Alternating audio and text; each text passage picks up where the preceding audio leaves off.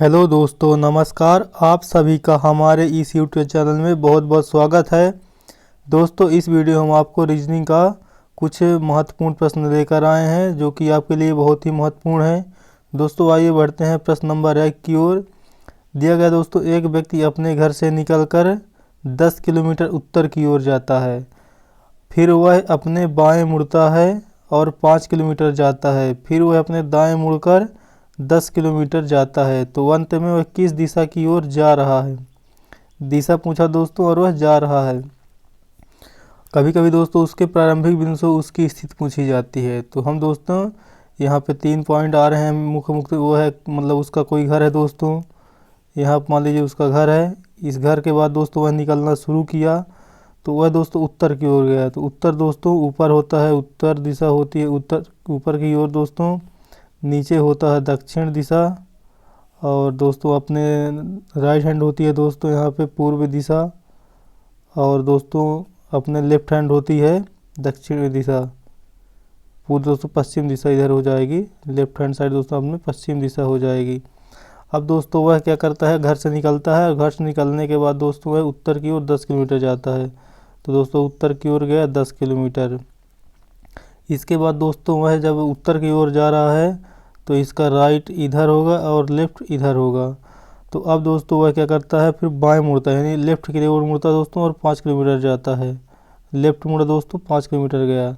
दोस्तों ये दिशा दूरी के जो प्रश्न हम लोग सॉल्व करते हैं उसमें ध्यान रखना होता है कि कितनी दूरी दी गई है।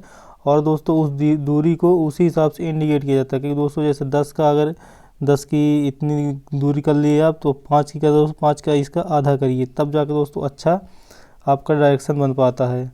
तो अब दोस्तों यह 5 किलोमीटर यहाँ पे चला। और जैसे दोस्तों यहाँ पे पश्चिम की ओर जा रहा है दोस्तों, जब वह कोई व्यक्ति पश्चिम की ओर आएगा तो जैसे ही पश्चिम की ओर कोई व्यक्ति आएगा दोस्तों तो उसका राइट ऊपर होगा और लेफ्ट नीचे हो जाएगा।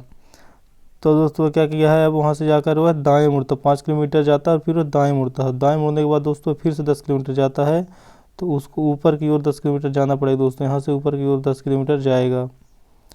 अब पूछा गया दोस्तों अंत में वह किस दिशा की ओर जा रहा है। तो दोस्तों अंत में किस दिशा की ओर जा रहा है, उत्तर की ओर। एक बार दोस्तों और नीचे कर लेते हैं प्रश्न को।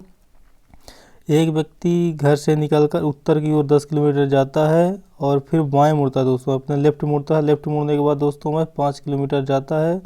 और उसके बाद दोस्तों फिर वह दाएं मुड़ता है। दाएं मुड़ने के बाद दोस्तों वह जाता है 10 किलोमीटर। तो वह दोस्तों अंत में उत्तर दिशा की ओर जा रहा है। तो आपके इस प्रश्न का सही उत्तर हो जाएगा दोस्तों उत्तर दिशा, क्योंकि वह अंत में दोस्तों उत्तर दिशा की ओर जा रहा है। अब दोस्तों आपका ये प्रश्न आपको कैसे लग रहे हैं दोस्तों, आप हमें कमेंट बॉक्स में ज़रूर बताइए। अब दोस्तों बढ़ते हैं अगले प्रश्न की ओर। आपके सामने अगला प्रश्न आपके सामने ये रहा।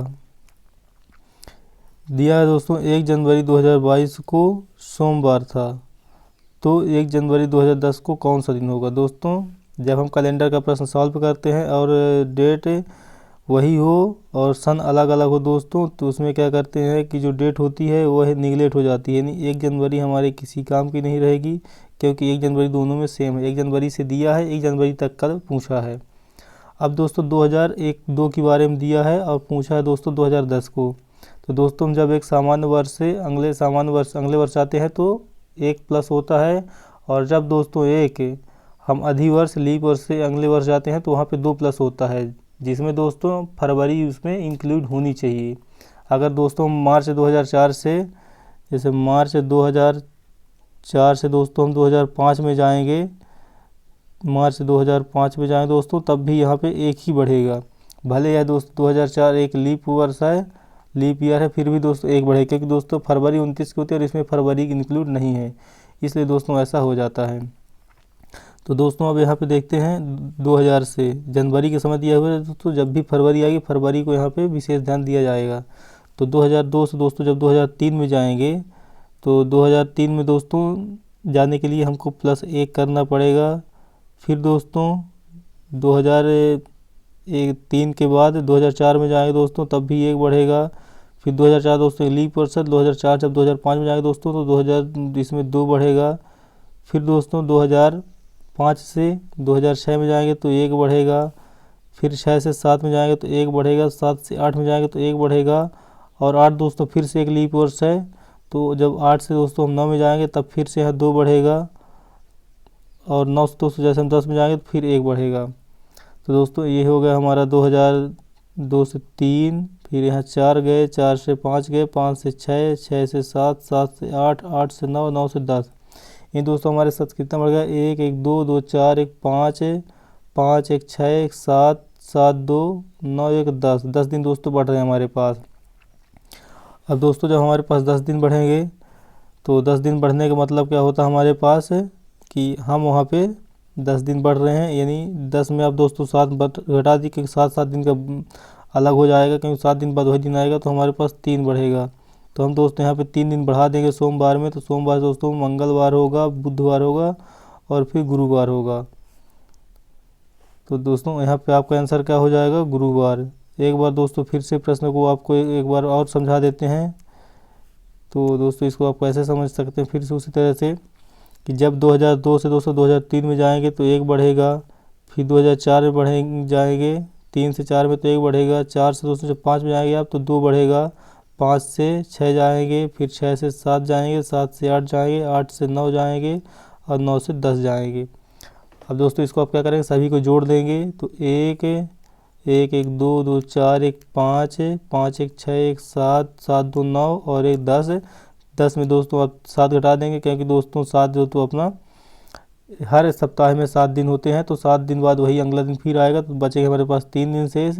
और सोमवार से दोस्तों मंगलवार, फिर बुधवार, फिर गुरुवार, गुरुवार आपका सही उत्तर हो जाएगा। अब दोस्तों बढ़ते हैं अगले प्रश्न की, और आपका अगला प्रश्न आपके सामने रहा। यहाँ पे दोस्तों भी से 5 दे दिया गया है, 5 से दोस्तों 8 है, 8 से फिर पी का 11 है, 11 का दोस्तों मतलब भी की वैल्यू 5 दी गई है, एस की वैल्यू 8 दी गई है और पी की वैल्यू 11 दी गई है। तो दोस्तों यहाँ पे आपको क्या करना है कि इसको समझ के चलना है। भी का दोस्तों 5 लिखा हुआ है, अगर हम यहाँ पे देखें दोस्तों भी होता है 22, और 22 5 दोस्तों हो, अगर 22 और 5 जोड़ देंगे दोस्तों आपस में तो यह है 22 और 5 जैसे ही आप जोड़ेंगे तो यहाँ पे हमारे सामने क्या निकल कर आएगा, 27। 27 आपको निकल जाएगा। दोस्तों आपको यहाँ पे डायरेक्ट समझ लेनी चाहिए कि जब दो संख्याओं, दो अल्फ़ाबेट का योग 27 होता है तो वह एक दूसरे के विपरीत लिखे होते हैं। तो मतलब हमें भी का अपोजिट दोस्तों ई होता है, और ई की प्लेस वैल्यू दोस्तों 5 लिख दी गई है। यहाँ वैसे ई होता, पर उसमें अब ई की जगह 5 लिख दिया, यानी अपोजिट का 5 लिख दिया। ऐसे दोस्तों एस की जगह जो होता है, एस का अपोजिट दोस्तों होता है जी, हाई स्कूल दोस्तों होता है, इसका अपोजिट याद करने का ट्रिक होता है हाई, एच और एस है, तो एच होता है। एच की दोस्तों प्लेस वैल्यू होती है 18, ए लिख दिया गया है। पी का दोस्तों होता है कानपुर, के पी कानपुर, तो पी का दोस्तों हो जाए के, तो के का दोस्तों क्या होता है 11 वैल्यू होती है, प्लेस वैल्यू यहाँ पे लिखा गया है। अब डी का दोस्तों अपोजिट होता है डब्लू, ये डी दोस्तों 4 में आता है और डब्लू दोस्तों 23 में आता है, तो 23 दोस्तों इसका सही उत्तर होगा, ऑप्शन नंबर बी जो तो आपका प्रश्न का सही उत्तर होगा, ऑप्शन नंबर बी। अब दोस्तों बढ़ते हैं अगले प्रश्न की, और आपके सामने अगला प्रश्न ये रहा। धनिया को जीरा कहा जाता है, यानी धनिया को दोस्तों जीरा कहा जाता है, फिर जीरा को बेसन कहा जाता है, बेसन को चाय पत्ती कहा जाता है, चाय पत्ती दोस्तों मिर्च कहा जाता है। तो दोस्तों बोला गया चाय बनाने में क्या उपयोग किया जाता है। दोस्तों चाय बनाने में हम चाय पत्ती का उपयोग करते हैं, तो यहाँ पे और कुछ नहीं देखना, हमको देखना चाय पत्ती को क्या कहा जाता है दोस्तों, तो चाय पत्ती को मिर्च कहा जाता है, और मिर्च आपका ऑप्शन नंबर सी इसमें डायरेक्ट सही प्रश्न का उत्तर हो जाएगा। अब दोस्तों बढ़ते हैं अगले प्रश्न की, और आपका अगला प्रश्न आपके सामने रहा।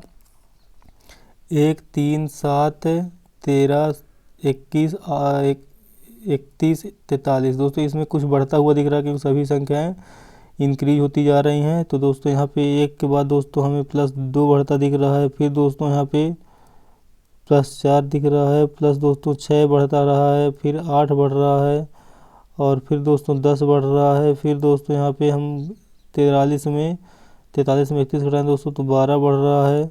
तो दोस्तों आगे क्या बढ़ना चाहिए, 14 बढ़ेगा, और जैसे दोस्तों 43 में 14 आप बढ़ा देंगे तो मतलब 14 में 43 आप जोड़ दीजिए, तो 4 3 7 और 4 1 5 है दोस्तों, आपका 57 यहाँ पे सही उत्तर हो जाएगा, ऑप्शन नंबर बी 57 इसका सही उत्तर होगा। तो दोस्तों ये वीडियो के प्रश्न आपको कैसे लगे, आप एक कमेंट बॉक्स जरूर बताइए कि इस वीडियो के प्रश्न आपको कैसे लगे।